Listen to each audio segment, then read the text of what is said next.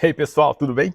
Samuel Mendonça aqui, topa pensar. Já dê seu like, já se inscreva no canal e mande para quem gosta de cultura, porque vamos hoje de Delírios de Praga, texto de Graziella Kronka, que está na República Tcheca, perdendo o nosso carnaval, mas escreve um pouco sobre a sua transgressividade em relação a esse tema. Vamos hoje, então, compartilhar mais um texto e eu te convido para conhecer toda a playlist Delírios de Praga. Você vai se encantar com os textos dessa jornalista que tem doutorado em linguística, escreve muito sobre as suas viagens, que não foram poucas, e nós estamos tendo o privilégio aqui no Topa Pensar de compartilhar esses conhecimentos que são tão, diria aqui, contundentes e profundos para a transformação social.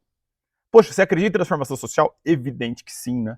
Não estaria aqui fazendo vídeos gratuitamente, mesmo com a riqueza de Grazi, se eu não acreditasse que isso tivesse um potencial de alterar a nossa sociedade para melhor. Delírios de Praga é o título, meu carnaval transgressivo com Orfeu, o negro. Olá, Samuel. Desejo que você esteja aproveitando o feriado e a folia. Não sei se já te contei que o carnaval sempre foi a minha festa preferida. Talvez por isso seja a mais difícil de perder estando assim tão longe. Tenho lembranças de gostar dessa festa desde criança, quando eu esperava ansiosamente pelas festividades no salão do clube que a nossa família frequentava. Eu gostava da música, gostava dos confetes, das serpentinas, gostava, sobretudo, de juntar a minha alegria à alegria das pessoas. 2 vezes ganhei o prêmio de melhor fantasia. Na primeira, eu devia ter lá uns 6 anos de idade e saí num bloco com umas 15 meninas ou mais. Nossa fantasia se chamava Pantera Cor-de-Rosa. E com o dinheiro do prêmio, fomos todas tomar sorvete numa noite quente de verão. No ano seguinte, minha mãe transferiu o babado de cima para a cintura e ganhei uma fantasia de bailarina. Um tempo depois, mas não muito, ganhei o troféu individual com uma fantasia emprestada de minha prima.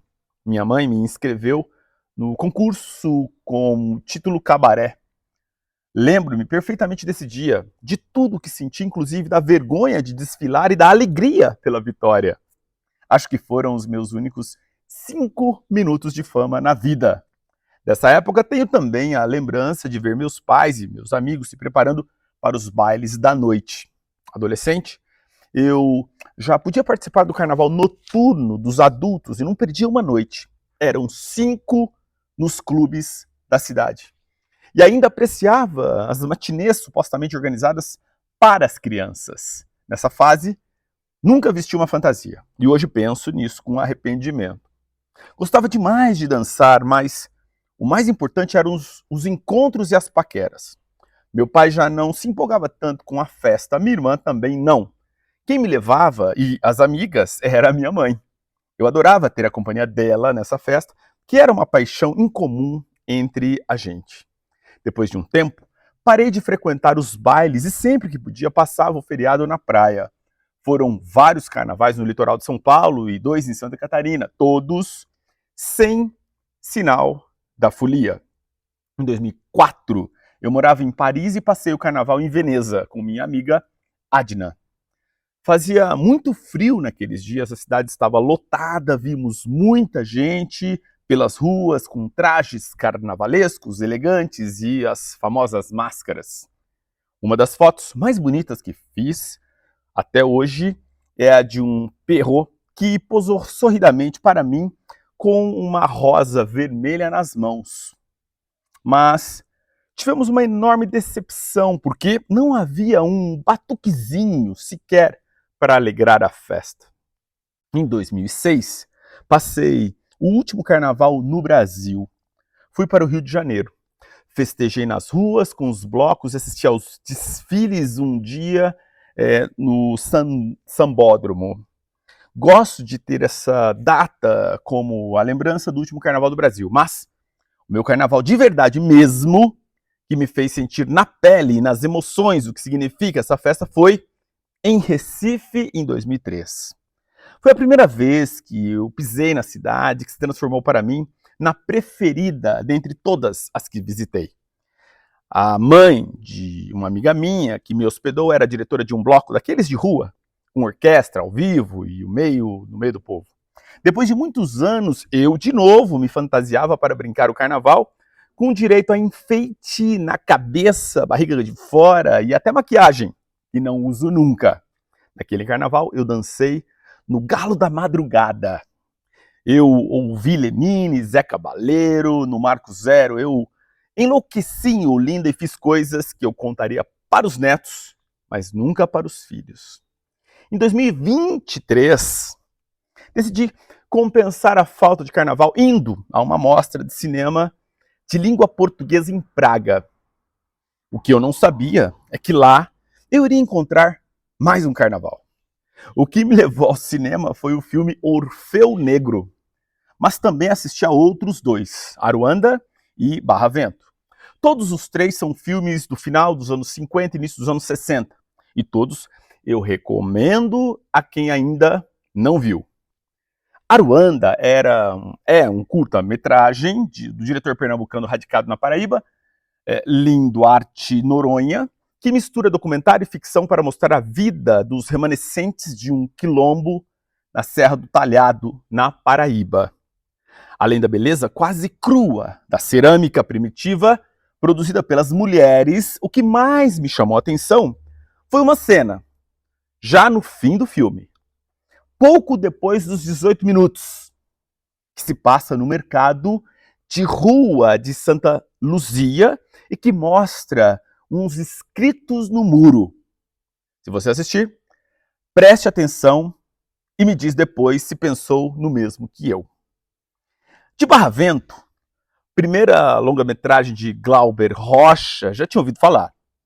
Tem uma lembrança que é muito nítida, mas também não sei se inventei de ouvir o nome desse filme diversas vezes, saindo da boca do meu amigo José Renato, que foi quem me levou à escola de Kung Fu. Era um filme conhecido, mas dele pouco sabia. Me encantei com a atuação de Antônio Pitanga, com as cenas dos cultos religiosos afro-brasileiros, com o samba genuíno nos pés e quadris dos atores. Tudo isso tendo como cenário a praia do Buraquinho, na Bahia, onde mais uma praia poderia receber um nome como esse. Meu carnaval já estava ganho, mas o melhor ainda estava por vir, Orfeu Negro. É verdade que o diretor não era brasileiro, mas isso para mim é apenas um detalhe. O filme foi inspirado na peça teatral Orfeu da Conceição, que ninguém menos do que Vinícius Moraes dispensa apresentações.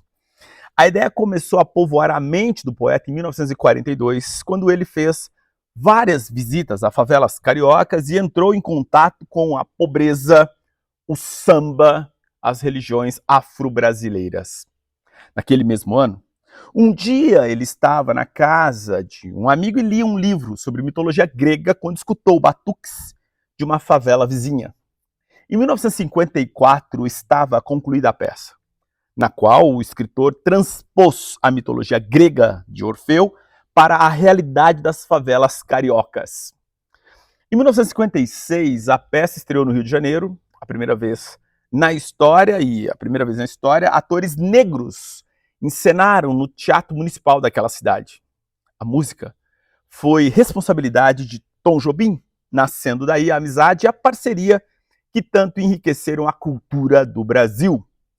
O filme, lançado em 1959, não agradou a Vinícius, mas agradou ao público e à crítica.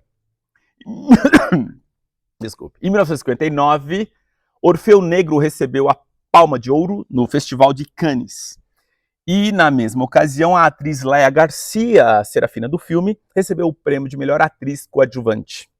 Em 60, recebeu o Globo de Ouro e o Oscar de melhor filme estrangeiro para a França. Foi o único filme em língua portuguesa a ganhar o prêmio máximo em Hollywood. O nosso poeta não foi a única figura célere a não gostar da produção. Não foi a única figura célebre, na verdade, uma correção aqui. No livro Sonhos do Meu Pai, lançado quase 15 anos antes de se tornar presidente dos Estados Unidos, Barack Obama menciona que esse era o filme preferido de sua mãe. O primeiro filme estrangeiro que ela tinha visto e que reviu com o filho muitos anos depois. Obama conta que teve vontade de sair do cinema no meio daquele filme de enredo simples, onde os negros eram infantilizados e mostravam uma vida quente, sensual e exótica. Em um artigo escrito para o jornal The Guardian, em fevereiro de 2009, Peter Bradshaw escreve sobre o episódio. Citação: "Pelo que vale, acho que Obama está errado sobre o Orfeu Negro. Ele era muito duro com isso. E, no entanto, para mim, essa passagem expôs, de forma mais dramática do que qualquer outra coisa em muito tempo, o fato de que as percepções críticas são governadas por classe, origem e raça. Eu via o Orfeu Negro como um homem branco, um liberal branco. Claro que sim. A suposição de boa-fé progressista em relação à raça e à indulgência de potencial condescendência ou mesmo estereótipos em um filme antigo é algo que um liberal branco pode pagar. E no que diz respeito às artes e à cultura do próspero Oeste, os liberais brancos estão em ascendência. Mas Barack Obama respondeu ao filme de maneira bem diferente. Ele respondeu com impaciência, com ceticismo e com dor. Ele não via razão para homens e mulheres negros serem objetificados e agora, como presidente dos Estados Unidos, ele é o sujeito mais importante do mundo. E o jornalista concluiu, citando: "Antes da presidência de Barack Obama, Orfeu Negro talvez estivesse destinado a ser algo apenas para cinéfilos. Agora, pode se tornar um texto clássico, um texto para algo bem diferente do pretendido por seu diretor, Marcel Camus. Pode se tornar uma perda na inocência liberal sobre a diferença racial." Fim de citação. Em 1960, quando esses 3 filmes foram lançados, 10% da população da cidade do Rio de Janeiro vivia em favelas. Isso em 60. Em 2022, são mais de 20%. No Brasil todo, 8% da população vive em favelas hoje, dos quais quase 70% são negros. Em 2014, graças a uma série de políticas públicas adotadas pelo governo federal nos anos anteriores, o Brasil deixou o mapa da fome elaborado pela ONU. Em 2023, calcula-se que mais de 30 milhões de pessoas vivem em situação de insegurança alimentar no Brasil. Mais de 30% dessas pessoas vivem em uma família chefiada por um negro ou uma negra. E essa foi apenas uma das atrocidades cometidas pelo governo sucessor, que tinha como projeto a destruição do Brasil. Esses 3 filmes, a que assisti 2 dias atrás, estavam na programação de uma pequena mostra organizada pelo Arquivo Nacional de Filmes da República Tcheca. Foram exibidos no cinema Pon Repo, que faz parte do projeto do arquivo e é um dos vários pequenos cinemas de arte tchecos.